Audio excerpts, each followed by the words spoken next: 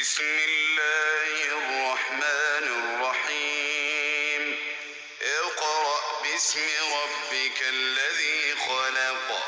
خلق الإنسان من علق اقرأ وربك الأكرم الذي علم بالقلم علم الإنسان ما لم يعلم كلا إن الإنسان ليطغى أن رآه استغنى إن إلى ربك الرجعى أرأيت الذي ينهى عبدا إذا صلى أرأيت إن كان على الهدى أو أمر بالتقوى أرأيت إن كذب وتولى ألم يعلم بأن الله يرى كلا لئن لم ينته لنسفعا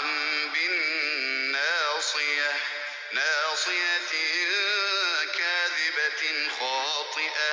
فليدع ناديه سندع الزبانية